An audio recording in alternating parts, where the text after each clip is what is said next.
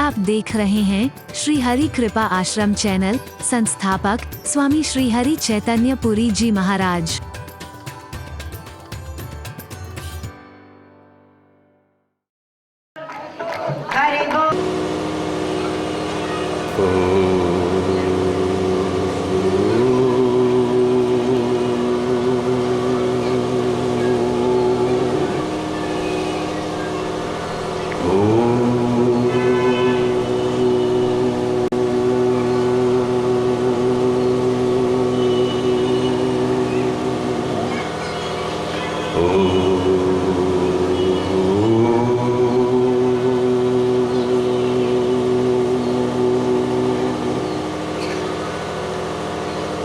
सर्वे भवन्तु सुखिनः, सर्वे सन्तु निरामया, सर्वे भद्राणि पश्यन्तु, मा कश्चित् दुःखभाग् भवेत्। ॐ शान्ति शान्ति शान्ति।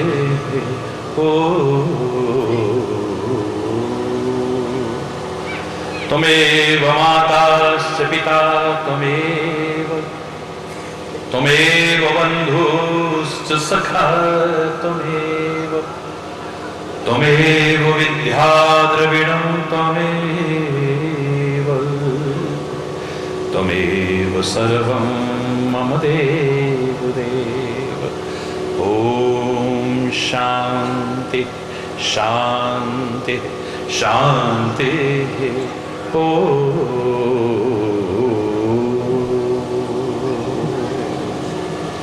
ध्यानमूलं गुरुर्मूर्ति, पूजामूलं गुरुपदं, मन्त्रमूलं गुरुर्वाक्यं, मोक्षमूलं गुरुकृपा। ॐ शान्ति शान्ति शान्ति।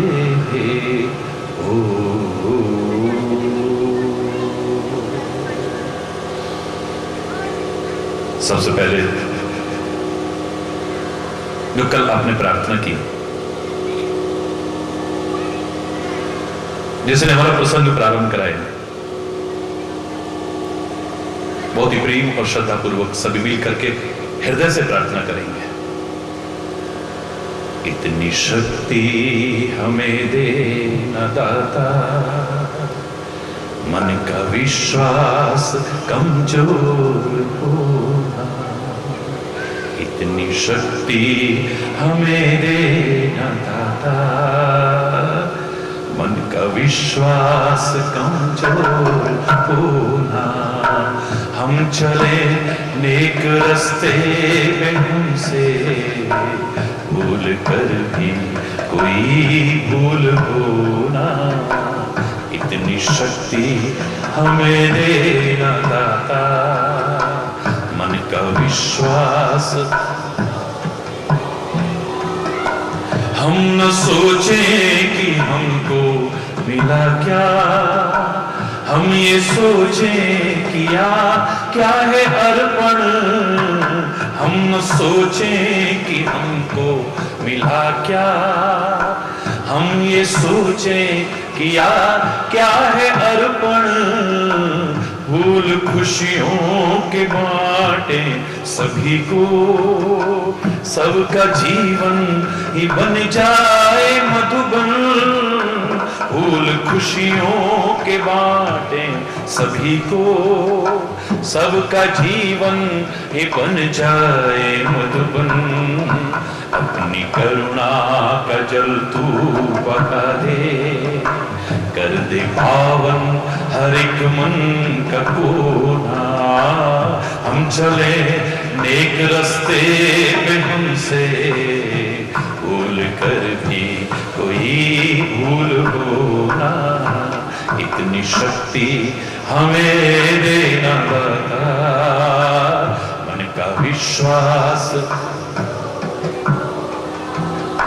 हर तरफ जुल्म है बेबसी है, सहमा सहमा सहल आदमी है, हर तरफ जुल्म है, बेबसी है, सहमा सहमा सहल आदमी है, पाप का बोझ बढ़ता ही जाए, जाने कैसे ये धरती थमी है, पाप का बोझ बढ़ता ही जाए, जाने कैसे ये धरती थमी है, बोझ ममता का अगर तू उठा ले, तेरी रचना का भी अंत होना, हम चले नेक रास्ते पे हमसे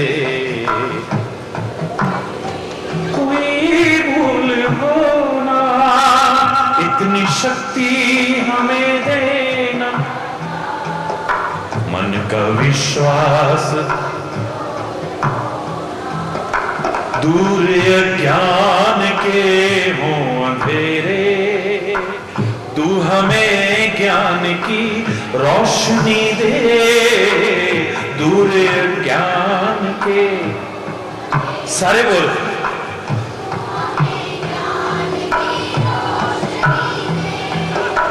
हर बुराई से बच के रहे हम, जितनी भी दे भली जिंदगी दे, हर बुराई से बच के रहे हम, जितनी भी दे भली जिंदगी दे, वैर होना किसी का किसी से, भावना मन में बदले की होना, हम चले नेक रास्ते पे हमसे भूल कर भी कोई भूल होना, इतनी शक्ति हमें देना दाता,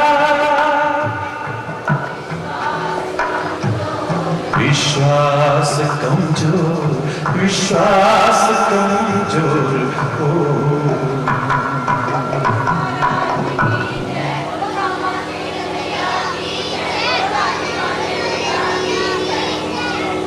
हरि बोल, जोर से बोल, और जोर से बोल।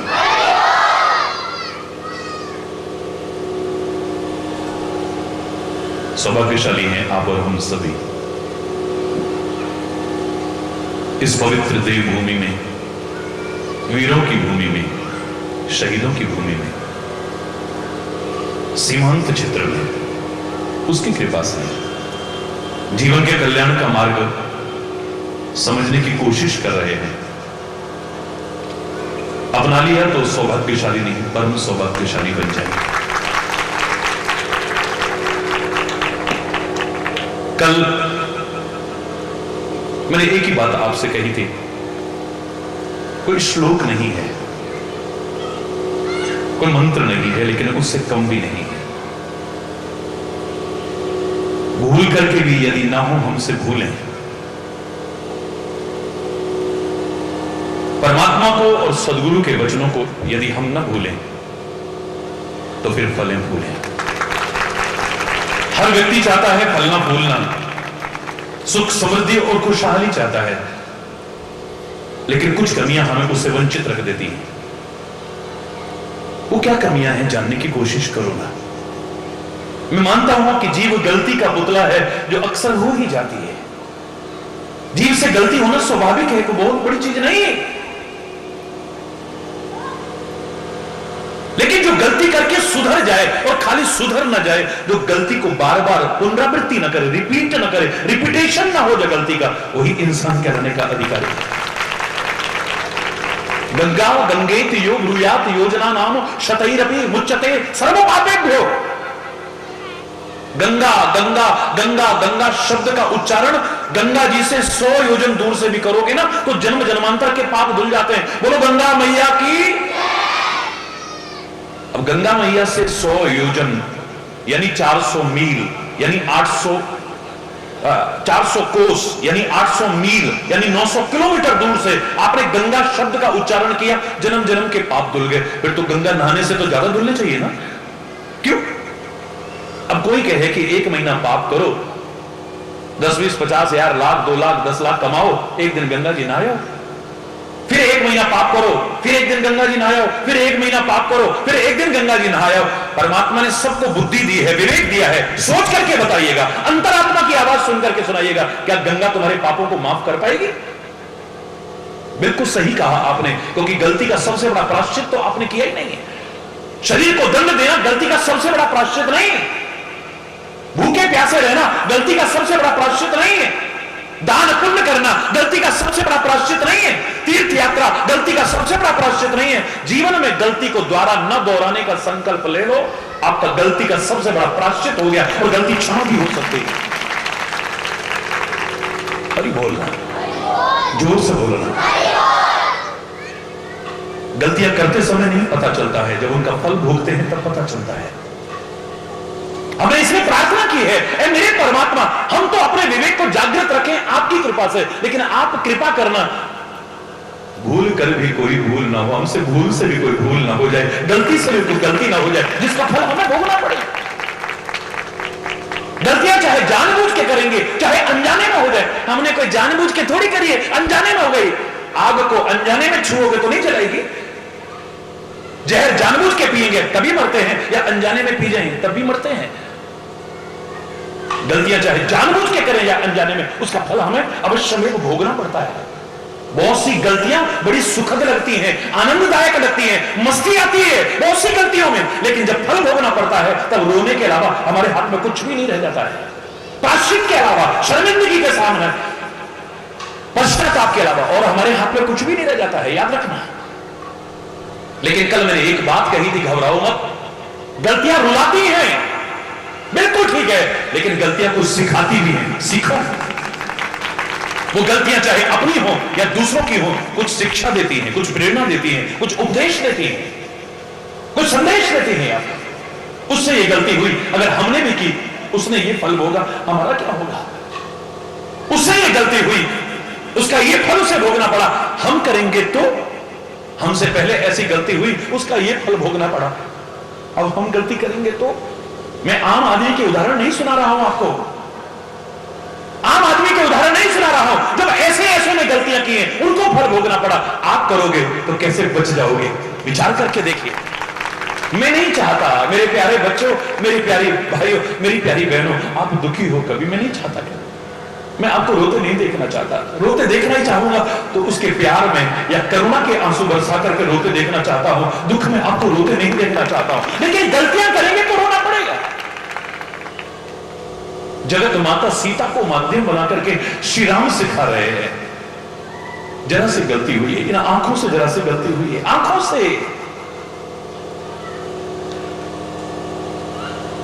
असुंदर को भी सुंदर करने वाले, सुंदरता की भी सुंदरता का आधार परमात्मा सामने बैठे हुए हैं, और ध्यान कहां जा रहा है? हिरण की तरफ, और वो सुंदर लग रहा है। आए हाय हाय, ये दुनिया के आकर्षण ऐसे हैं जो कई बार परम आकर्षण परमात्मा को हमसे दूर कर देते हैं। वो तो माया सीता है, भ्रम में मत पड़िएगा, अपनी श्रद्धा को कम मत करिएगा, लेकिन सीता को माध्यम बना करके दिखा रहे हैं कि जरा सी गलती हुई है, जरा सी गलती, क्या खामियाजा भोगना पड़ा है उसका। आंखों को अच्छा लगा हिरण, पाने की इच्छा जागृत हो गई है, और काश इसकी खाल मुझे, ए राम, हे मेरे स्वामी, सत्य संग प्रभु वध कर आनहु चरम कहत वेरे। अवधपुर के सम्राट, अवध माने जहां किसी का वध ना होता हो, अवध। तो अवधपुर के राजा से कह रही है इसका वध करके लाओ, हिंसा का भाव आ गया है थोड़े से आकर्षण के लिए। श्री राम कहते हैं ऐ संसार के लोगों, सीता को माध्यम बना करके सिखा रहा हूं कि तुम नकली सोने की खाल के रहे हो, मैं तुम्हें सोने की लंका में पहुंचा सकता हूं, लेकिन मुझसे दूर होकर के तुम सुखी हो जाओगे, ये भ्रम में मत रहिएगा। एक बार आंखों ने गलत देखा, इंसान वो है जो बार बार गलती ना करे। मां जानकी की आंखें अब कैसे रहती हैं, जाना है आपने कभी? वो जानकी जब लंका में पहुंच गई है, अशोक वाटिका में, अशोक वृक्ष के नीचे कैसे रहती हैं, उनकी आंखें कहां रहती हैं जानते हैं? निज पद नयन दिए मन राम पद कमल लीन। ये आंखें हमेशा अपने चरणों की ओर यानी नीचे रहती हैं। एक बार इन आंखों ने उधर देखा, उसका ये फल भोगना पड़ा, मैं परमात्मा से दूर हो गई, इतना अपार दुख। अब ये आंखों ने कुछ और देख लिया तो पता नहीं किसी और दुख के संकट के बादल न मंडराने पड़े। अब मुझसे गलती द्वारा ना हो जाएगी। द्वारा आंख उठा करके नहीं देखा है, दूध का जला छाछ को भी फूक फूक के पीता है, लेकिन हम रोज दूध से जलते हैं फिर भी दूध को फूक के भी नहीं पीते हैं। हरि बोल। बार बार गलतियां हमसे क्यों होती है? इन गलतियों ने हमारे घर को नरक बना करके रख दिया है, हमारे जीवन को नरक बना करके रख दिया है, हमारे संबंधों की मधुरता खत्म कर दी, हमें परिवारों को तोड़ दिया है, बिखेर दिया है। छोटी छोटी गलतियों ने, छोटी छोटी बात, इतनी बड़ी बात थोड़ी ना है। अरे छोटी छोटी बातें ही एक दिन बहुत बड़ी बात बनती है मेरे बच्चों। छोटी छोटी बातें ही एक दिन बहुत बड़ी बातें बनती है। छोटी छोटी गलतियां ही एक दिन बहुत बड़ी गलतियां बन जाती है। छोटा छोटा व्यसन ही एक दिन बहुत बड़ा व्यसन बनकर तुम्हारी जिंदगी को तबाह करके रख देता है। इन आंखों से जरा सी गलती हुई थी, जरा सी गलती। मैं आम आदमी के उदाहरण नहीं सुना रहा हूं। महर्षि जमदग्नि की पत्नी रेणुका से जरा सी गलती हुई है। भगवान परशुराम की मां से, भगवान परशुराम की मां से, जिन भगवान परशुराम का ऋण ये धरा के लोग कभी चुकाने की सामर्थ्य भी नहीं रख सकते। आपने अखनूर में तो एक महान धाम बना करके दिखा दिया है। मैं पूरे भारतवर्ष में भ्रमण करता हूं, लेकिन आपकी मेहनत के लिए, भगवान परशुराम के चरणों में आपके प्यार और आपकी श्रद्धा के लिए मैं नमन करता हूं।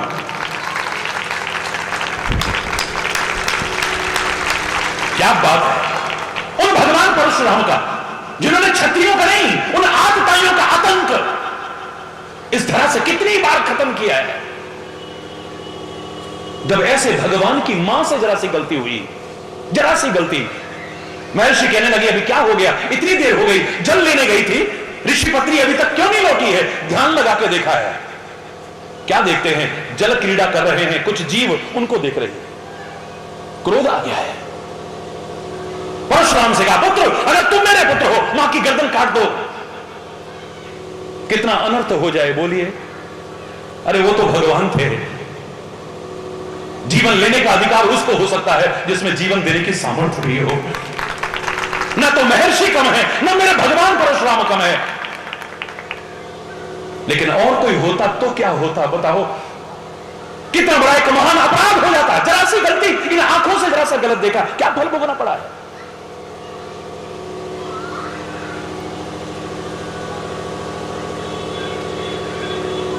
कान से जरा सी गलती हुई, कान से जरा सी गलती।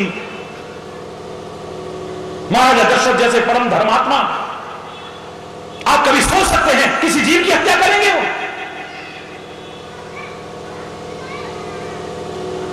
लेकिन वन में गए हुए हैं शिकार खेलने। अरे परमात्मा जिसके घर में प्रकट होके आ जाए, किसी के घर का चिराग बुझा सकता है वो? सोचो कभी। लेकिन कान में आवाज आती है गुड़ुक करके, लगता है नदी के किनारे कोई पशु जन्म पी रहा है, शब्द भेदी बाण छोड़ा है। क्या छोड़ा? बोलो ना जोर से। शब्द भेदी बाण छोड़ा है। कितनी भी सेवा करो, बड़ा श्रवण कुमार है जी साडा पुत्र। हरि बोलना। बड़ा श्रवण कुमार है, बड़ा श्रवण कुमार है। आज भी तुम सेवा करते हो माता पिता की, तो श्रवण कुमार के नाम से जाने जाते हो। बोलो हरि बोलना, जोर से बोलो ना। क्या जानबूझ के मार सकते थे कभी? हम कह देते हैं हमने कोई जानबूझ के गलती थोड़ी है, अनजाने। महाराजा दशरथ से अनजाने में गलती हुई है, अनजाने में। श्राप देते हैं अंधे माता पिता। मैं पूरा वृतांत नहीं सुना रहा हूं, आप सब जानते हैं इस कहानी को, इस कथा को सब जानते हैं। आज जैसे पुत्र के वियोग में रोते बिलखते तूने हमको छोड़ा है ना दशरथ, एक दिन वो आएगा तू अपनी औलाद के वियोग में रो रो करके अपने प्राणों को त्यागेगा। सारी जिंदगी गलती का एहसास नहीं रहा, भूल गए, गलती करके भूल गए। वो गोस्वामी तुलसीदास ने इशारा किया है, आज जब तड़प तड़प करके प्राण त्याग रहे ना, राम राम रटते हुए, तापस अंध शाप सुधी आई। जब तड़प तड़प के प्राण कर रहे, 4 पुत्र होते हुए एक बेटा सामने नहीं है आज, तब सोचते हैं इस कौन से फल का, कौन से कर्म का फल मुझे भोगना पड़ रहा है आज।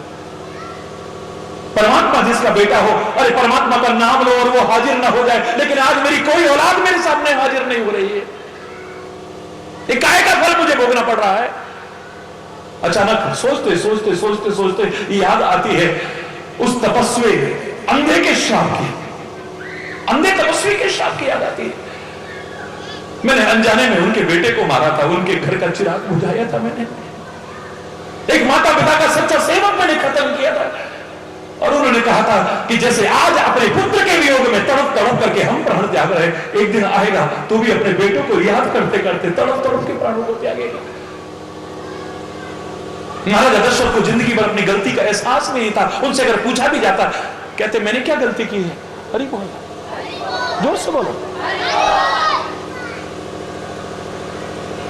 हम भी क्या करते हैं, शब्द भेदी वाण छोड़ते हैं। कान से कुछ भी जरा सा सुना, किसी के मुख से भी कुछ सुना, हमारी जबान से तुरंत तीर निकलना शुरू हो जाते हो। क्यों? किसी ने कुछ कहा, हमारी जबान से तीर के समान चुभने वाले वचन निकलने शुरू हो जाते हैं। क्या दशरथ की तरह हम भी गलती नहीं कर रहे? शब्द भेदी वाण नहीं छोड़ रहे हैं? अरे बोलना, इन आंखों से गलती हुई, कानों से गलती हुई, जवान से जरा सी गलती हुई, जवान से जरा सी गलती हुई, द्रौपदी से एक तीरों के समान चुभने वाला वचन निकला। धोखा खा करके दुर्योधन गिर पड़ा राजसभा में। ऊपर से खड़ी द्रौपदी कहती है, अंधे की अंधी औलाद रही ना, सारी जड़ वहां से पैदा हो गई है, सारी जड़। आज तूने भरे दरबार में मेरी बेइज्जती की है, और द्रौपदी आएगा वो दिन भरे दरबार में, अगर तेरी भी मैंने बेइज्जती ना की, मेरा नाम भी दुर्योधन नहीं है। कितना रक्तपात हुआ, कितने निर्दोष मारे गए, कितनी गोदियां उजड़ गई, कितनी मांगें उजड़ गई, कितने अनाथ हो गए। काहे का परिणाम? जरा सी गलती, जरा सी गलती। हरी, मैंने कल आपसे कहा था, आग को कभी छोटा मत समझना। एक चिंगारी सारे इलाके को जलाकर खाक कर सकती है। एक चिंगारी, सांप को कभी छोटा मत समझना। हो सकता है 8 फुट लंबा सर्प जहरीला ना हो, लेकिन छोटा सा सांप भी जहरीला हो सकता है। सतर्क रहिएगा। बीमारी को कभी छोटा मत समझना। छोटी सी भी फुंसी है, उसका उपचार करो, कहीं नासूर बनकर के जिंदगी लेने वाली ना बन जाए। ऐसे ही गलतियों को भी कभी छोटा मत समझना। छोटी सी गलतियां ही जिंदगी को तबाह भी कर सकती है।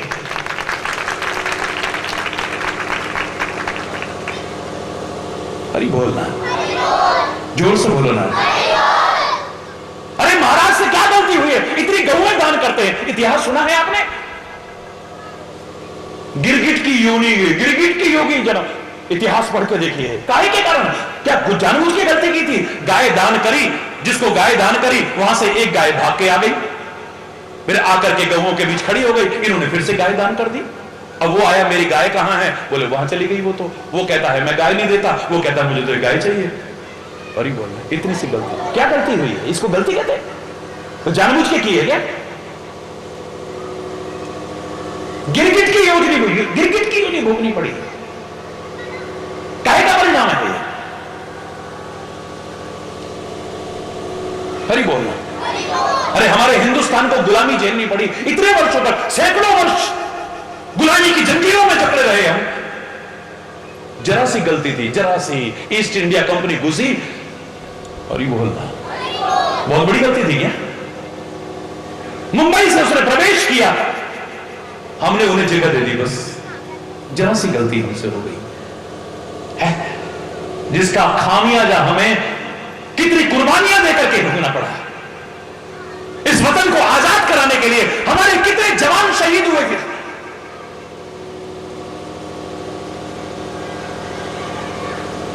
अरे बोलना, काहे का परिणाम था? बहुत बड़ी गलती थी क्या? जरा सी गलती, जरा सी गलती। अब तो कितनी विदेशी कंपनियां घुस रही हैं, आगे पता नहीं क्या होगा। हरि बोलना, जोर से बोलो। एक ने घुस करके ये परिणाम किया हमारे सामने। अंग्रेजों ने हमें बांटा और हम बट गए। और आज भी लोग क्या कर रहे हैं? डिवाइड एंड रूल, बांट रहे हैं। कोई जाति के आधार पर हमें बांट रहा है, कोई धर्म के आधार पर हमें बांट रहा है, कोई प्रांत के आधार पर हमें बांट रहा है, और हम मूर्ख हम बट जा रहे हैं। थोड़े से लालच में हम किसी की बातों में आकर के अपनी भारत मां से गद्दारी कर बैठते हैं। याद करो मैंने क्या कहा था, भारत मां का दर्द है लेकिन शब्द हरि चैतन्य के जरूर है। कुछ जयचंद हुए फिर पैदा, जब दुश्मन से मिलते, जब जब आग लगी भारत में उनके चेहरे खिलते, तरस न खाते, जश्न मनाते, अपनी जेबें भरते, अपने नीच कुकृत्यों से इस मां को, भारत मां को पीड़ित करते। जख्मी होकर भारत माता फिर से करा रही है, आजाद भगत सिंह बोस पुत्र गांधी को बुला रही है, ये गुलाम कर देंगे, था तुमने आजाद कराया, लाखों वीर सपूतों ने तब था रक्त बहाया। कुछ सोचा है सिर कश्मीर तो कम से कटा है मेरा। रोज कोई ना कोई मुझे मुकुट पहनाता है, लेकिन जब भी पहनाता है मैं उसके प्यार भावनाओं के कारण स्वीकार तो करता हूं, संकोच के साथ में, लेकिन इतना कहे बिना नहीं रहता हूं, अरे मेरे देश का मुकुट है कश्मीर, मेरे देश के माथे पर सजता रहे, मेरे माथे पर मुकुट की आवश्यकता नहीं। देखो जरा भारत मां के उस स्वरूप को, सिर कटा हुआ लगता है। भारत के नक्शे को देखो आप, सिर ऐसे कटा हुआ लग रहा है। कुछ सोचा है सिर कश्मीर तो कब से कटा है मेरा, पूरा पश्चिम हाथ कटे हैं, सारा वस्त्र फटा है मेरा। अरे और न बांटो और न काटो और न जख्म बढ़ाओ तुम, थोड़ी भी यदि लाज है बाकी मुझे मां की लाज बचाओ तुम। भारत मां कह रही है, हरि चैतन्य समझते हो तुम, हिंदू मुस्लिम सिख ईसाई पगलो तुम हो, आपस में सब भाई भाई मिलकर के रहो, प्यार से रहो, इस वतन को आगे बढ़ाने की कोशिश करो। बस ये प्रयास, ये छोटी छोटी गलतियां तबाह कर देती है। अनजाने में गलती हुई थी सगर से, अनजाने में, जानबूझ करके नहीं हुई। अश्वमेध यज्ञ कर रहे हैं महाराजा हरिश्चंद्र के कुल में, क्या हुआ? अश्वमेध यज्ञ कर रहे थे, इंद्र को लगा मेरी कुर्सी न छिन जाए कहीं, हरि बोल,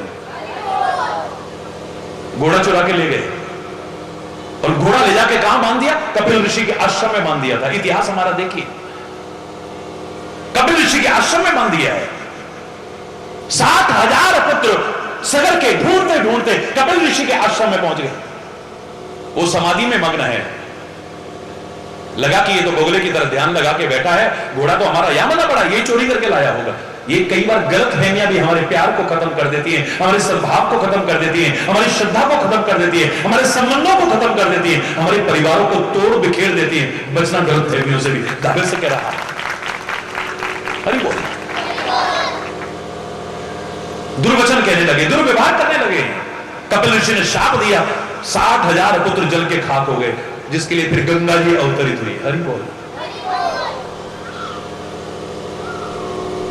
5 पीढ़ियों का फिर परिश्रम लगा है, तब गंगा जी आई हैं। भागीरथ का तो नाम हम लेते हैं क्योंकि आखिर में प्रयास उसका सफल हुआ, लेकिन सगर से प्रारंभ हुआ है गंगा को इस धरा पर लाने के लिए। फिर अंशुमान ने भी किया है, दिलीप ने भी किया है। अरे बोलना, ये एक का प्रयास नहीं है। मेरे कहने का तात्पर्य है 60,000 पुत्र के जल के खाक हो गए, काहे के कारण? जरा सी गलती के कारण, जरा सी गलती के कारण इतना कुछ हुआ। अरे बोल। जब ऐसों से गलतियां हुई, उनको फल भोगना पड़ा। हम गलतियां करेंगे तो हमारा क्या होगा? सोचो। धन का अधिपति कुबेर, कुबेर का नाम जानते नहीं? कोई मामूली नहीं है, परमात्मा की विभूति है वो भी। लेकिन आप ऐसे की औलाद हैं तो आपको पट्टा नहीं मिलेगी, आप चाहे जो कर्म करो। आप उनके बेटे नलकुबर और मणिग्रीव, इतिहास साक्षी है। एक तो जवानी, ऊपर से पैसा। कुबेर के बेटे हैं, वो मामूली नहीं। सत्ता हाथ में, निरंकुश हो गए हैं, किसी को कुछ नहीं समझते हैं। एक दिन कहते हैं एक सरोवर में नग्न होकर के अप्सराओं जैसी स्त्रियों के साथ में स्नान कर रहे हैं। नारद जी निकले वहां से, महिलाएं तो उठ करके शर्म और हया के कारण वस्त्र पहन करके वहां से भागी हैं, लेकिन ये बेशर्म निर्लज्ज नग्न ही खड़े रहे। शाप दिया, जाओ जड़वत खड़े रहे हो ना, वृक्ष की योनि में चले जाओ, जाओ तुम वृक्ष की योनि में। लेकिन ये तो संतों महापुरुषों की विशेषता है कि गलती होती है वो दंडित करने की भी कोशिश करेंगे, लेकिन अगर कोई दिल से क्षमा याचना कर ले तो दिल से भी वही लगाते हैं और उससे मुक्ति का उपाय भी वही बताते हैं। महाराज हमसे अपराध हो गया है, क्षमा करिए। हम तो गलती करके भी नहीं, इसकी गलती रह गई, इसकी गलती रह गई, नहीं हमारे समझने में हमसे क्या पता नहीं, हमसे क्या गलती हो गई, हमसे नाराज हो गए, और ही बोल, हमें अपनी गलती का एहसास नहीं होता है। क्या परिणाम हुआ जब क्षमा याचना, दिल से क्षमा याचना की, वास्तव में हमसे अपराध हुआ है, तुरंत क्षमा कर दिया। महापुरुषों का दिल तो ऐसा होता है, मैं कह रहा हूं ऊपर से चाहे कई बार होते नहीं है, कई बार आपको नारियल की तरह लगते हो और अंदर तो पानी पानी है। एक बार चरणों में झुक करके देखो, तुम अगर शरण में आ गए वो तुम्हें छोड़ेंगे नहीं। अभी होशियारपुर में सम्मेलन चल रहा था, जो विषय चल रहा था उसमें एक वाक्य उभर करके आया, मैंने परमात्मा को रण छोड़ते देखा है। हरि बोलना, रण तो कायर छोड़ते हैं, डरपोक छोड़ते हैं, लेकिन मेरा परमात्मा ना तो कायर है ना डरपोक है। खाली एक मानवता का चिंतन देने के लिए, निर्दोषों का रक्तपात बचाने के लिए भगवान युद्ध भूमि से भीख दिखा करके भागे। इसीलिए हमें नाज है अपने रण छोड़ पर भी, हमने मंदिर बनाए हैं, उनकी जय जयकार की है। रण छोड़ सकते हैं मेरे परमात्मा, अपना प्रण छोड़ सकते हैं मेरे परमात्मा। वाक्य को ध्यान दीजिएगा, इतिहास साक्षी है, रण भी छोड़ा है, प्रण भी छोड़ा है, प्रतिज्ञा की है, मैं युद्ध भूमि में, महाभारत के युद्ध में शस्त्र नहीं उठाऊंगा, और उधर प्रण कर लिया भीष्म पितामह के मैं शस्त्र उठवा करके दिखाऊंगा। इतिहास साक्षी है, मैं पूरी कथा नहीं सुना रहा। भगवान कृष्ण ने रथ का पहिया ही उठा करके भागे जब एक भयानक हुआ युद्ध। प्रण छूटा ना, बोलो छोड़ा कि नहीं छोड़ा? मेरे परमात्मा ने रण भी छोड़ा है, इतिहास साक्षी है। मेरे परमात्मा ने प्रण भी छोड़ा है, इतिहास साक्षी है। लेकिन शरण में आए हुए को छोड़ा हो, एक उदाहरण नहीं मिल सकता है। हम पता नहीं किस किस की शरण में जाते हैं, एक बार उसकी शरण में आके तो देखें, पकड़ ले।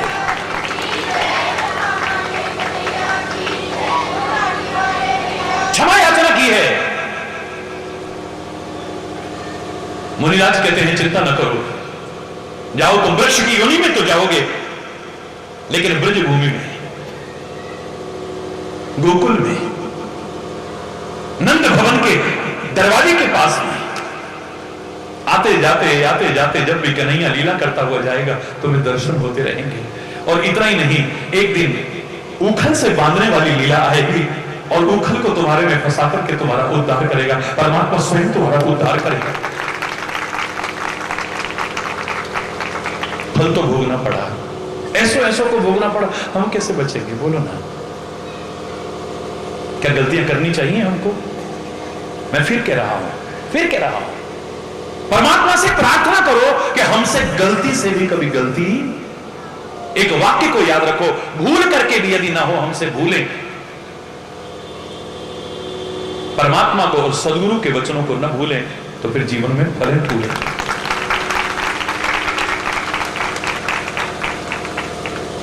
अभिमन्यु पुत्र परीक्षित,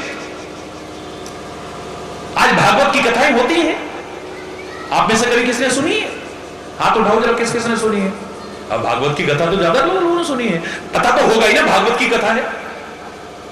ये कहां से आई है भागवत की कथा? आप देखो, अभिमन्यु के पुत्र परीक्षित बहुत धर्मात्मा राजा, शिकार खेलते खेलते जंगल में पहुंच गए, भूख प्यास से व्याकुल ऋषि के आश्रम में पहुंच गए। वो ध्यान मग्न थे, इन्होंने पानी मांगा, उन्होंने सुना नहीं, उन्होंने सोचा जानबूझ के नाटक कर रहा है। हरि बोल। मजाक ही मजाक में उन्होंने एक मरा हुआ सांप उनके गले में डाल दिया है। हरि बोल। बहुत बड़ी गलती है क्या? हरि बोल, जोर से बोलो ना। आंखें खोली तो उन्होंने श्राप दिया कि जाओ 7 दिन के अंदर तक्षक के काटने पर तुम्हारी मृत्यु होगी। पर कितना है कि उसकी 7 दिन में मृत्यु तो हुई, पर 7 दिन में उसने जिंदगी संभाल ली है। भागवत की कथा सुनकर 7 ही दिन में हमने भी जाना है। 7 ही दिन में दुनिया में जो भी गया है 7 दिन में जाता है। इतवार से लेके शनिवार तक के बीच में, हरि बोल रहा, 7 दिन में तो जाता है। परमात्मा सबको लंबा जीवन दे, सुखी जीवन दे, समृद्ध जीवन दे, खुशहाल जीवन दे। लेकिन इस 7 दिन में उसको अगर साथ रखोगे तो गलतियों से बच जाओगे। याद रखो, सदगुरु के वचनों को साथ रखोगे तो तुम गलतियों से बच जाओगे। वरना तो मैं इनकी बात छोड़ो, भगवान के पुत्र, भगवान के पुत्र, भगवान कृष्ण के पुत्र, द्वारिका के पास में पिंडारक क्षेत्र है, इतिहास साक्षी है। एक दिन की बात है, पिंडारक में विश्वामित्र,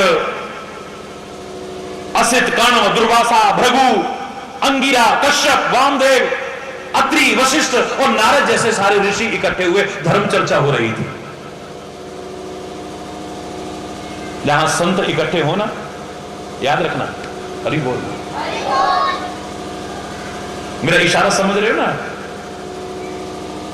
एक गंगा पवित्र कर देती है, और गंगा और यमुना दोनों मिलकर के अगर संगम हो जाए तो तीर्थ नहीं पर तीर्थराज बन जाता है। जहां ऋषि मुनि इकट्ठे हो गए, संत महापुरुष इकट्ठे हो गए, धर्म चर्चा चलने चली, तत्व चर्चा चलने लगी, प्रभु चर्चा चल रही है। यदुवंश के राजकुमार घूमने निकले, राज्य सत्ता में, अहंकार में अकड़े हुए। किसके बेटे हैं? भगवान कृष्ण के बेटे हैं। उनसे भी गलती हुई, उनको भी फल भोगना पड़ा है, याद रखना। भगवान कृष्ण के पुत्र जामवंती से जो पैदा हुए, जिसका नाम था सांब, क्या नाम था? तो उनके पुत्रों ने क्या किया? उस सांब को साड़ी पहना दी और पेट पर थोड़े से कपड़े बांध दिए। बड़े ऋषि मुनि आए हैं और हमने सुना है बड़े अंतर्यामी है, चलो इनकी परीक्षा करते हैं। हरि बोल, जोर से बोला। जिसकी परीक्षा लेना हो ना, उससे ज्यादा योग्यता की जरूरत है, इतना याद रखना जिंदगी में। एमए क्लास की परीक्षा लेने के लिए एमए पीएचडी हो या कम से कम इक्विवेलेंट तो हो, समकक्ष तो हो, तब तो परीक्षा देने वाला आपको परीक्षा देगा। 8 क्लास पास नहीं की और एमए क्लास की परीक्षा लेने लगे, सामने वाला आपको परीक्षा क्यों देगा? विचार करके देखो। रावण जैसा भगवान की परीक्षा ले, कभी नहीं समझ पाएगा। माना कि खरदूषण को भगवान के अलावा कोई मार नहीं सकता है, लेकिन मैं परीक्षा लेकर देखूंगा, मेरी परीक्षा में भगवान सिद्ध हुए, तब मैं मानूंगा भगवान है। खरदूषण मोहि सम बलवंता, तिन्हि की मारही बिनु भगवंता, जो भगवंत लीन अवतारा। अगर भगवान, अगर कहां से आ गया? खरदूषण को भगवान के अलावा कोई नहीं मार सकता जब पता है, तो फिर अगर मगर कहां से आ गया? भगवान समझ जाके चरणों में गिर जाना। हमारा क्या है? अच्छाई हम एकदम स्वीकार नहीं करते किसी की। किसी महापुरुष की आप अच्छाई का वर्ण, अरे बड़े महापुरुष हैं, बड़ी शक्ति है, बड़ी वो है, बड़े विद्वान है, जब तक अपनी आंखों से हम नहीं देखते ना कुछ, हम विश्वास नहीं करते। और जरा बुराई करके देखो तो है, हाय नी, हम तो इतना अच्छा समझते थे, हाय तूने सुना, हाय तूने सुना, हाय तूने। खुद विश्वास क्या करेंगे? औरों को विश्वास दिलाएंगे। बुराई एकदम स्वीकार कर लेंगे, किसी की महानता एकदम से स्वीकार, ये रावण जैसी बुद्धि होती है। रावण कहता है, माना कि खरदूषण को भगवान के अलावा कोई नहीं मार सकता है, लेकिन जब तक मैं अपनी आंखों से कुछ ना देखूं, हरि बोल, जोर से बोला, फलाने को बेटा हुआ, फलाने को बेटी हुई, फलाने को औलाद हुई, हमारी बेटी को बेटा नहीं होता, हम कैसे मान लें? हरि बोल। तेरे मानने ना मानने से क्या फर्क पड़ेगा?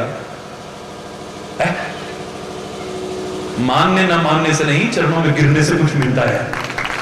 अभिमान छोड़ करके चरणों में गिर करके, और फिर जगह जगह अगर सिर झुकाते रहो, विश्वास एक जगह पर है ही नहीं, क्या मिलेगा तुम्हें?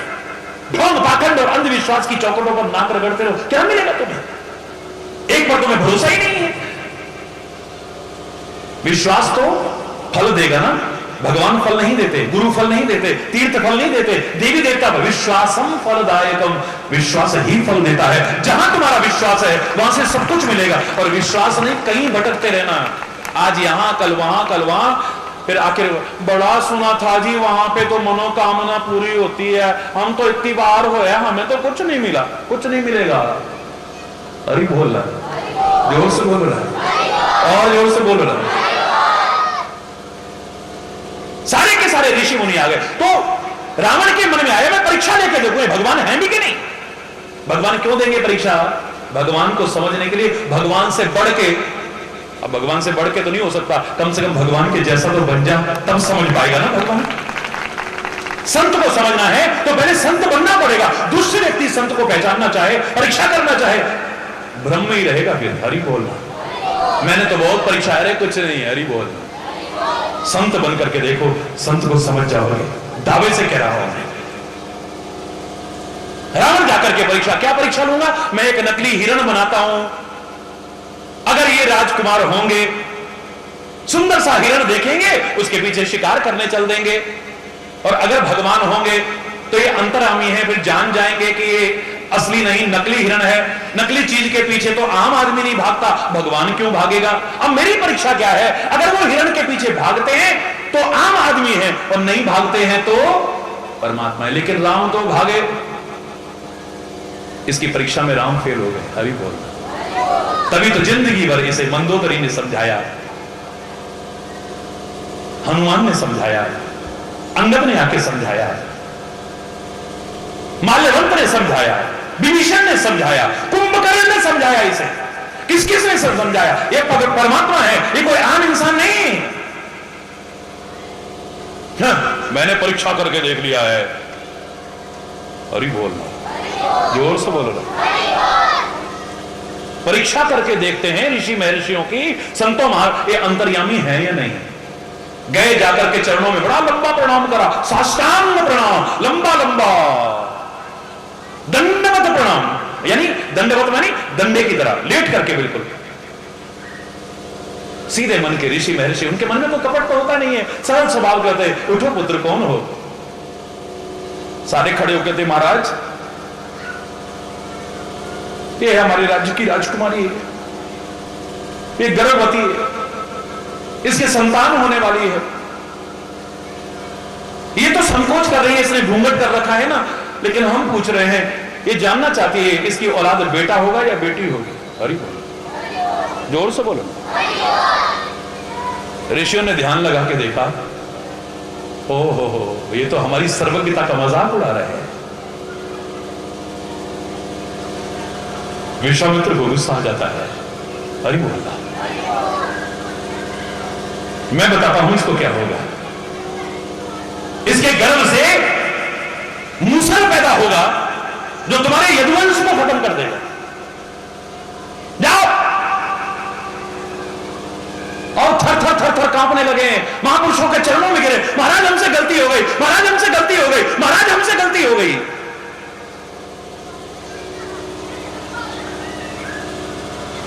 जाओ। बड़े दरबार में पहुंचे हैं, सबसे पहले महाराजा अग्रसेन जो बुजुर्ग थे उनके चरणों में गिरे हैं। उन्होंने कहा, ऋषियों का शाप वृथा नहीं जाएगा, तुम खोल करके तो देखो। दरबार में ही खोल के देखा, क्या देखते हैं, उसमें मूसल निकल रहा है, लोहे का मूसल।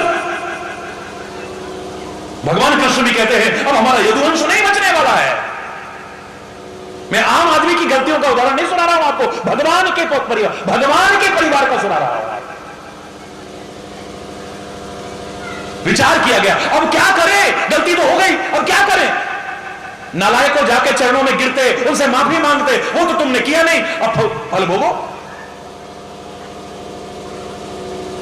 विचार लोग, जो बुजुर्ग लोग थे, विचारक लोग थे, समझदार लोग थे, उन्होंने कहा ऐसा करो, इसका चूर्ण बनाओ और समुद्र में फेंक दो। उस मूसल का चूर्ण बनाया गया, समुद्र में फेंका गया। एक टुकड़ा बच गया, उसे ऐसे ही फेंक दिया। कहते हैं उससे मछली निकल गई, मछुआरे ने उसे पकड़ा।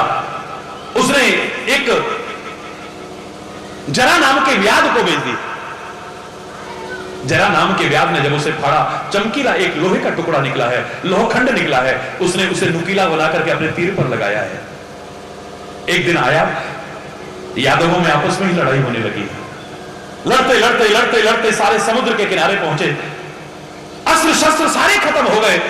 आखिर में जो समुद्र की लहरों के साथ में वो लौह चूर्ण बह करके आया उससे समुद्र के किनारे पर एरक नाम की घास पैदा हो गई थी, नुकीली।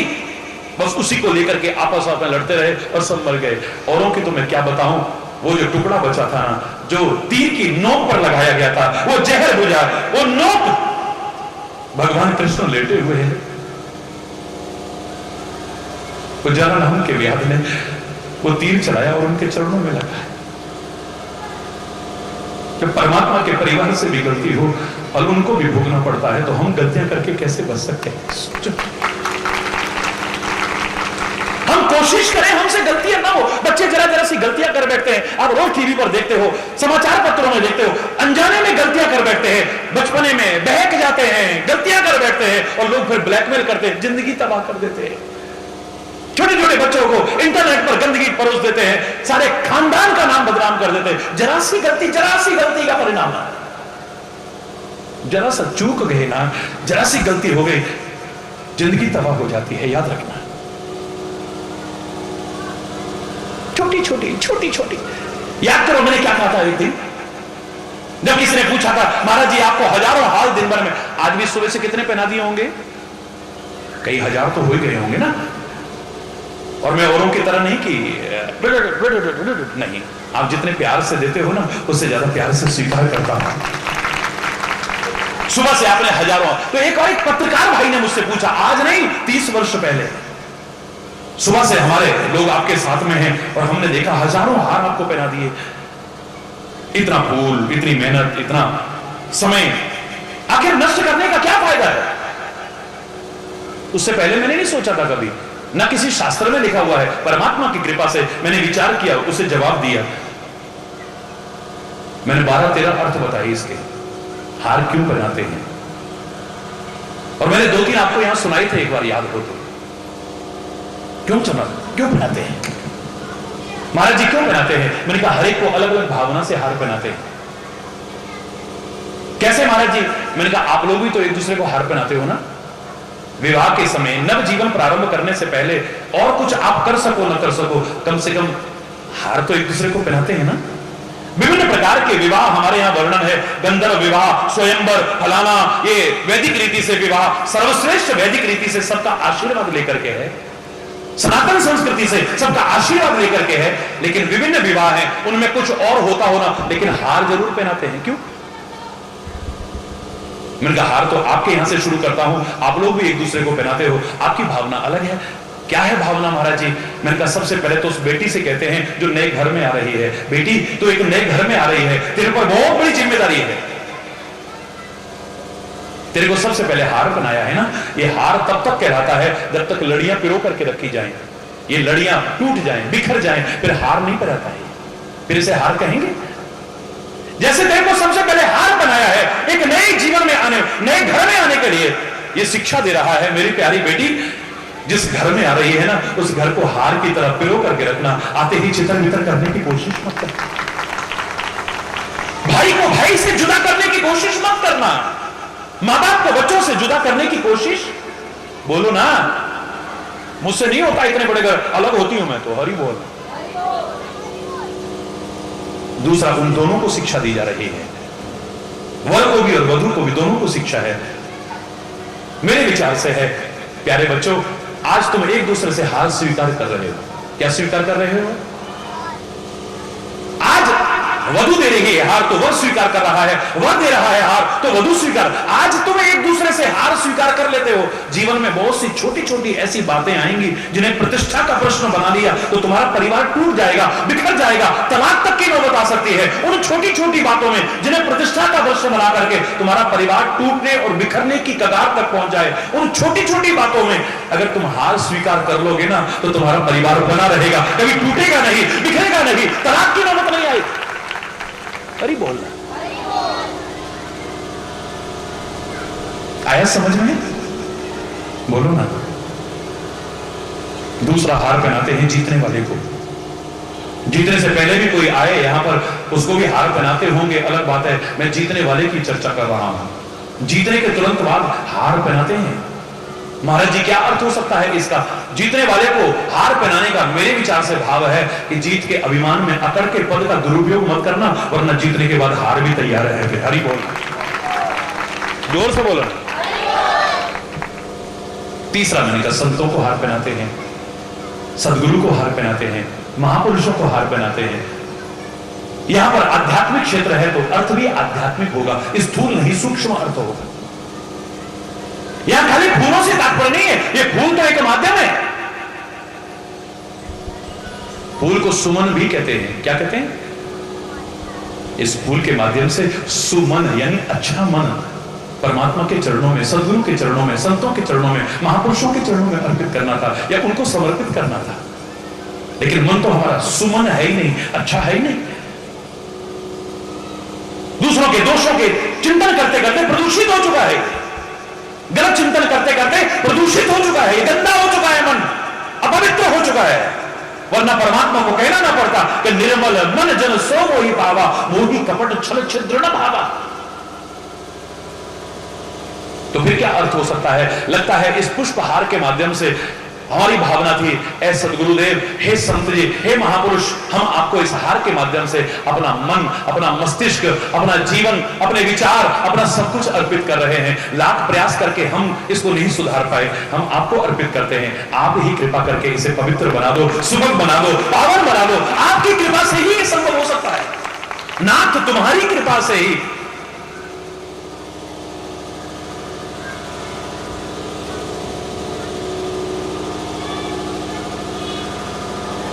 अभी संभव हो सकता है, मिट सकता सारा मन का अमल, जो कि धुल सकता सारा मन का अमल, जो कि अब तक धो न सके।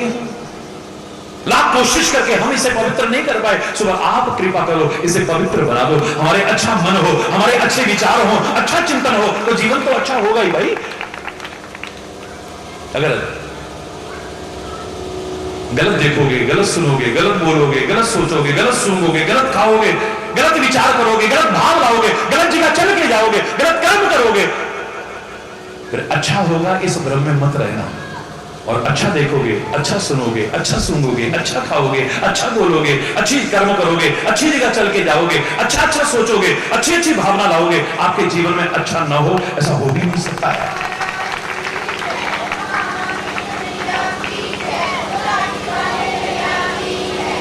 हरि बोल। अरे कैकेयी को देखो ना आप, कितना बड़ा सौभाग्य है। कैकेयी नरेश की पुत्री, कितने धर्मात्मा उसके मां बाप है। ऐसे घर में पैदा होना कोई मजाक नहीं है, कोई ऐसे कर्म होंगे तभी तो पैदा हुई, कितने अच्छे घर में पैदा हुई है। और परम धर्मात्मा दशरथ की पत्नी बनने का सौभाग्य, कितना बड़ा सौभाग्य है। विष्णु के अवतारी भरत की मां बनने का सौभाग्य कितना बड़ा। विष्णु काय के अवतार, भरत काय के अवतार हैं? बोलो, विष्णु के अवतार है। विश्व भरण पोषण कर जोई, ताकर नाम भरत अस। फिर राम काय के? वो विष्णु के नहीं, वो महाविष्णु के अवतार है, पर ब्रह्म परमात्मा के अवतार है। विधि हरि शंभु नचावन हारे। मेरा राम क्या है? विधि हरु शंभु नचावन। ब्रह्मा विष्णु महेश को भी नचाने वाला है। जग पेखन तुम देख नहीं हारे, तेऊ न जान ही परम तुम्हारा, और तुम्हीं को जाननी हारा। हरि बोल। कैकेयी नरेश की पुत्री बनी, धर्मात्मा कैकेयी नरेश की, कितना बड़ा सौभाग्य। दशरथ जैसे परम धर्मात्मा की पत्नी बनी, कितना बड़ा सौभाग्य। विष्णु के अवतारी भरत की मां बनने का सौभाग्य मिला, कितना बड़ा सौभाग्य। पर ब्रह्म परमात्मा श्री राम की मां कहलाने का सौभाग्य मिला, कितना बड़ा सौभाग्य। लेकिन जरा सी गलती हो गई, संगति गलत हो गई। हरि बोलना। जिसको अपने इशारे पर नचाना था, उसके इशारे पर नाचने लगी। कौन थी वो? मंथरा। कौन थी? गलत संगति हो गई बस। जिंदगी तबाह हो गई है। इतने सौभाग्य थे, अब ना सौभाग्य रहा ना सुहाग रहा, सब उजड़ गया है, सब उजड़ गया। जरा जरा सी गलतियों से जब इनको ये फल भोगना पड़ा, हम करेंगे तो हमारा क्या होगा? सोचो। मैं डरा नहीं रहा हूं, लाठी वाला भैया बनकर के अपने भाई के दायित्व का निर्वाह कर रहा हूं कि तुम अगर सतर्क हो जाओ, बचो गलतियों से, खुद कोशिश करो। और मैंने सुना है God helps those who help themselves. जो खुद कोशिश करते हैं, परमात्मा भी उनकी सहायता करता है। हिम्मत मर्दाना मददे खुदा। उससे प्रार्थना भी करो, ऐ परमात्मा इतनी शक्ति हमें देना दाता, मन का विश्वास कमजोर होना, हम चले नेक रास्ते पे, हमसे भूल कर भी कोई भूल हो ना। हमसे गलती से भी कोई गलती ना हो जाए। है? जिस अयोध्या में लोगों का प्यार देख करके राम प्रकट हुआ है, उस अयोध्या में छोटी छोटी गलतियां हुई, क्या परिणाम हुआ? बोलो, क्या परिणाम हुआ है? आया हुआ राम भी चला गया, 14 वर्ष वनवास तो बहाना बनाया है। अब गलतियां आ गई हैं यहां पर। अब कैकेयी रूपी लालच, क्रोध आ गया है। ये क्रोध में फुंफार रही है सरपने की तरह, कोप भवन में पड़ी हुई है, गुस्से का प्रतीक है। अब इस अयोध्या में कैकेयी रूपी क्रोध आ गया है, मंथरा रूपी लालच आ गया है, दशरथ रूपी काम आ गया है। बुढ़ापे के शब्द नहीं है जो दशरथ बोल रहे हैं, चाहे अपनी पत्नी को ही बोल रहे हैं। एक उम्र का लिहाज होता है, बाल सफेद हो चुके हैं और अभी तक सुमुखी सुलोचनी बिकवचनी कारण मोहि सुनाओ गजगामिनी निज कोप कर। रामायण के शब्द हैं। हे चंद्रमुखी, हे कोकिल बहना, हे हिरणी जैसी आंखों वाली, हे मछली जैसी आंखों वाली, हे हाथी जैसी मस्त चाल वाली, तेरे गुस्से का कारण क्या है? ये काहे के? ये राम के शब्द नहीं है, ये काम के शब्द हैं। दशरथ के बहाने अब काम आ गया है, कैकेयी के बहाने क्रोध आ गया है, मंथरा के बहाने लोभ आ गया है, आया हुआ राम भी चला गया है। 14 वर्ष तो वनवास का बहाना बनेगा, याद रखना। भीष्म पितामह से ऐसी कौन सी गलती का फल भोगना पड़ता है, अपनी कर्मों का फल भोगना पड़ता है। आखिर भीष्म पितामह ने ऐसा कौन सा गलत कर्म किया है, कौन सी गलती की है जिसका फल भोगना पड़ा? तीनों की शैया पर इतने दिन पड़े रहे। हमारे पैर में एक कांटा चुभता है, क्या हालत होती है सोचो। भीष्म पितामह का पूरा बदन तीरों से छलनी है, उत्तरायण की प्रतीक्षा में पड़े हुए हैं और प्राण इच्छा मृत्यु का वरदान होते हुए भी प्राण, कितनी पीड़ा होगी, कितना दर्द होगा। हरि बोलना। कहते हैं एक दिन श्री कृष्ण आए और पास खड़े होकर के मुस्कुराने लगे। भीष्म पितामह ने कहा, ऐ कन्हैया, दुनिया से छुप लेना, लेकिन तू मुझसे नहीं छुप सकता। मैं जानता हूं तू कौन है। कोई तेरे को माया भी कहता है, कोई छलिया कहता है, दमार ग्वाला कहता है, कोई कुछ कहता है, कोई कुछ कहता है, लेकिन मैं जानता हूं तू कौन है और तेरे से मेरा जीवन नहीं छुपा कि मैं कौन हूं। तो दुनिया की घट घट की जानने वाला है, अंतर्यामी है परमात्मा। मैं तुमसे एक प्रश्न करता हूं। मैंने सुना है कि कर्मों का ही फल भोगना पड़ता है। मैंने ऐसा कौन सा बुरा कर्म किया है जिसकी ये यातना भोगनी पड़ रही है मुझे? एक कांटा चुभता है तो क्या हालत होती है, यहां सारा बदन तीरों से छलनी है। एक मृत्यु का वरदान होते हुए मर नहीं पा रहा हूं। इस मृत्यु शैया पर पड़े पड़े मैंने निष्पक्ष अंतरात्मा की आवाज को सुना है। पिछले 100 जन्मों तक मुझे कोई अपनी गलती नजर नहीं आती है। कई बार हम गलती करके भी अपनी गलती का एहसास नहीं कर पाते हैं, बल्कि हट करते हैं। नहीं नहीं नहीं, अरे बोलना। जानने वाले, ताड़ने वाले कयामत की नजर रखते हैं, लिफाफा देख के मजबूर भाप लेते इसमें क्या लिखा हुआ है। तुम्हारी चाल देख करके, तुम्हारी ढाल देख करके, तुम्हारा देखना देख सुन करके, तुम्हारी हरकतें देख करके समझने वाले समझ सकते हैं कि इनके विचार क्या चल रहे हैं। हरि बोलना। अंतरात्मा से निष्पक्ष विचार किया है मैंने। मृत्यु शैया पर बड़ा व्यक्ति जब उसकी मौत भी नहीं आ रही होती और कष्ट भोगता है ना, उस जिंदगी के सारे उस पर निगाह दौड़ाता है। ऐसी मुझसे क्या गलती हुई है, ये गलती तो नहीं हुई, ये गलती तो नहीं हुई, ये गलती नहीं, जो नहीं भी हुई होती वो भी नजर आने लगती है। पिछले 100 जन्मों में मैंने दृष्टिपात किया है, एक भी गलती नजर नहीं आती है। फिर ये अन्याय मेरे साथ क्यों, अंधेर मेरे साथ क्यों, कौन से कर्म की सजा मिल रही है मुझे? भगवान कृष्ण कहते हैं, पितामह, अगर आप प्रश्न ही पूछ रहे हो, मेरे न्याय पर ही अगर आप प्रश्न चिन्ह उठा रहे हो, उंगली उठा रहे हो, तो मुझे मजबूर होकर के कहना पड़ेगा, पिछले 100 जन्मों में तो क्या गलती तो आपसे इसी जन्म में हुई है। आंखें बंद की, फिर पूरी जिंदगी पर निगाह दौड़ाई है। आंखें खोली, कन्हैया तुम झूठ भी बोलते हो, मुझे पता नहीं था। अंतर्यामी होकर के मैं निष्पक्ष अंतरात्मा की आवाज को सुन करके तब कह रहा हूं, मुझसे कोई गलती नहीं हुई है पूरी जिंदगी में, मैंने कोई अपराध नहीं किया है, कोई गलत कार्य नहीं किया है। भगवान कृष्ण मुस्कुराते मुस्कुराते कहते, पितामह क्षमा करना, मुझे बताना पड़ रहा है कि गलती तो तुमसे इसी जन्म में हुई है। ठीक है, जानबूझ करके ना हुई होगी, अनजाने में हुई होगी।